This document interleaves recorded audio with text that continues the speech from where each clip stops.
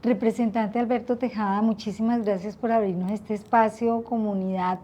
unidad de búsqueda, para poder compartirles el balance de estos 5 años de trabajo. Precisamente, doctora Luz Marina Monzón Cifuentes, directora de la unidad de búsqueda de personas dadas por desaparecidas,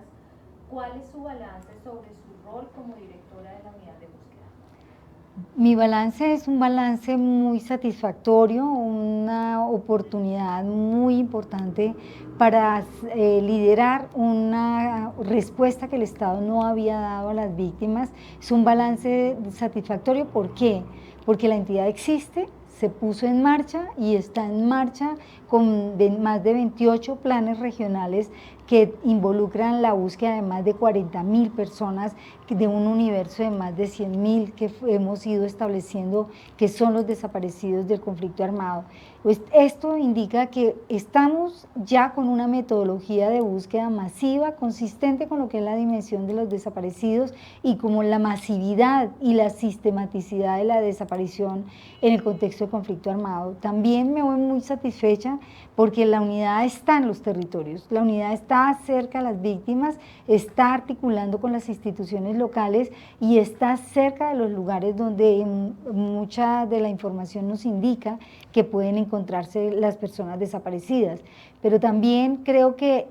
está cerca de, y principalmente, de quienes están buscando a sus seres queridos. Y esto es esencial porque este es un mecanismo humanitario y extrajudicial, y como tal debe garantizar la participación a fin de que esta búsqueda no sea una búsqueda ajena a lo que ha sido la búsqueda de las familias, sino que esa búsqueda contribuya y sea esencial en la investigación humanitaria extrajudicial que lidera, que coordina la unidad de búsqueda en los territorios. También creo que es importante mencionar que me voy satisfecha porque hemos podido avanzar en la inclusión dentro de la agenda de gobierno de un sistema, en el Plan Nacional de Desarrollo, de un Sistema Nacional de Búsqueda de Personas Desaparecidas. Esperamos que la ley que se apruebe incluya, como está en el proyecto, este sistema. ¿Por qué? Porque este sistema tiene un propósito que es esencial, y es apoyar la implementación del Plan Nacional de Búsqueda. Y eso involucra, y así está establecido en el planteamiento del sistema, a todas las instituciones con competencia o que tengan alguna incidencia en el proceso de búsqueda. Así que esperamos que las grandes dificultades que se presentan y que dilatan a veces la respuesta a los familiares pueda resolverse, ojalá con una articulación donde finalmente se comprenda que la búsqueda no es responsabilidad de una sola institución, es la responsabilidad del Estado, y que por lo tanto la búsqueda es una articulación de acciones interdependientes que son las que permiten en su fluidez dar respuesta a las familias. El logro más importante en mi paso por esta entidad como directora general ha sido el haber establecido un mecanismo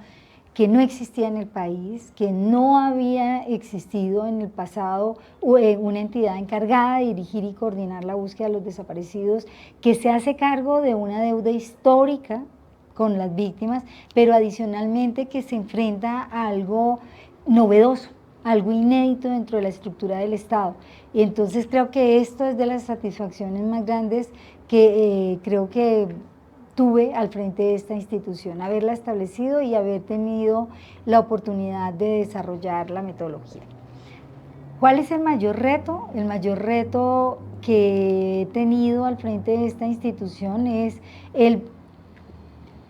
no sé cómo decirlo, como el ayudar a entender qué significa la búsqueda en términos humanitarios y extrajudiciales y qué representa para la satisfacción de los derechos de las víctimas a la verdad y la reparación. Y que esto es una obligación jurídica vinculante que tiene el Estado con las víctimas y que debe satisfacer. Esto es cambiar esa visión de un trabajo esencialmente forense y técnico a una visión humanitaria donde, no solamente, donde lo técnico y lo forense hace parte de la búsqueda, pero no es solamente la búsqueda, sino también la búsqueda de la verdad y sobre la suerte y paradero de las personas desaparecidas.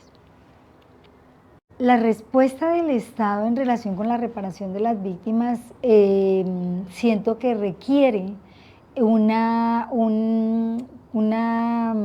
apoyo o un refuerzo, y me explico. La política de reparación de víctimas se estableció en el 2010 o 2011 más bien, con la aprobación de la ley 1448, que surge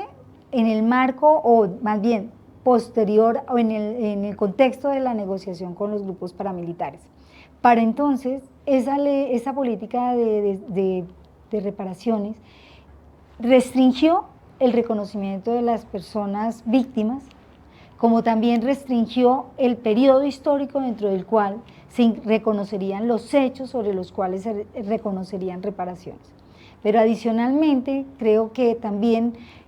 hizo un planteamiento de reparaciones muy en términos, o más bien, en términos principalmente económicos, también simbólicos, colectivos y demás, lo sé, pero creo que generó una expectativa muy grande de indemnizaciones sobre las cuales no se ha satisfecho esa expectativa y por el contrario, siento que las víctimas ven cada vez más lejos esa satisfacción. La existencia de un acuerdo posterior de paz, donde la reparación se ve de manera un poco más amplia, incluyendo, por ejemplo, la búsqueda de los desaparecidos y una respuesta del Estado asociada a esa reparación, me parece que requiere ajustar la ley de víctimas,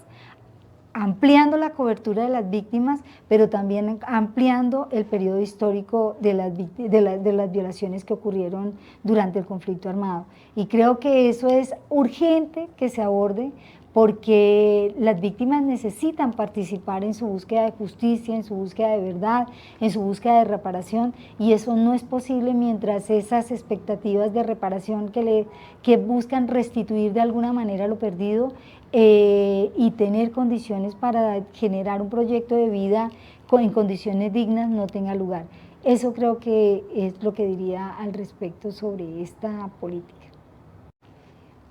Yo creo que el acompañamiento esencial es reconocimiento y respeto. Y a eso, ¿por qué me refiero de esa manera? Porque parte de lo que las víctimas se enfrentan cuando empiezan a reclamar sus derechos es como el señalamiento, la estigmatización y de alguna manera la sospecha de lo que están contando sobre lo que vivieron. Y eso hace que no solamente sea más pesado llevar lo que ya las violaciones de derechos humanos han generado en la vida de las personas, sino también sumar nuevas afectaciones en la vida de las personas, y afectaciones que son muy graves, porque en muchas ocasiones esa estigmatización lleva a amenazas y lleva incluso a amenazas que se hacen reales y que las personas mueren o que tienen que desplazarse o que tienen que irse del país. Entonces yo creo que la sociedad debería reconocer esas víctimas y reconocerlas en la valentía que tienen de que en un contexto como este persistan y luchen por el reconocimiento de sus derechos, porque la lucha de ellas repercute en la garantía, en la mejor garantía de los derechos de todas. O sea, esta lucha no es solamente para ellas, y creo que reconocerlas y respetarlas es un paso importante para la construcción de paz, para la equidad, para la no discriminación. Bueno, yo creo que el estallido, bueno, no le corresponde a la unidad, no hace parte de su competencia asumir lo ocurrido durante el conflicto, durante el estallido social. Eso tiene que quedar claro, nosotros no tenemos competencia para esclarecer nada de lo ocurrido allí. Pero lo que sí tiene la unidad, y así lo dijimos en su momento, en el momento del estallido social, es intervenir para que no haya repetición, para que lo que estaba ocurriendo en ese momento, que de alguna manera estaba reflejando una reproducción de prácticas que en el pasado dieron lugar a la conclusión de violaciones a los derechos humanos, se tomaran medidas preventivas que evitaran que se concretaran esas violaciones.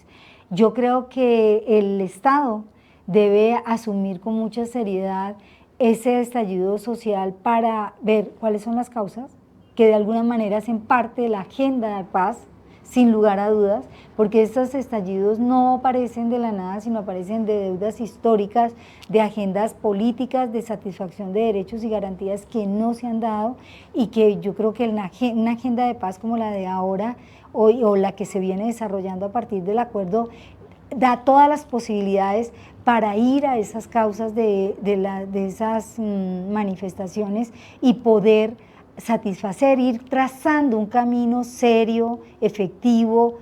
paulatino, pero consistente y efectivo de cumplimiento a la garantía de los derechos de las personas. El esclarecimiento que se haga de todo lo ocurrido sería muy importante también para las garantías de no repetición. La unidad debe jugar ese papel. Representante Alberto Tejada, le agradezco mucho por este espacio y la oportunidad de compartir este avance de la búsqueda humanitaria y extrajudicial dentro del sistema integral. Espero que estos próximos 5 años que se emprenderán con una nueva dirección al frente de esta unidad profundicen la satisfacción de los derechos de las víctimas y que la paz llegue a todos los rincones del país con la satisfacción del derecho a la verdad y la reparación en la búsqueda de los desaparecidos.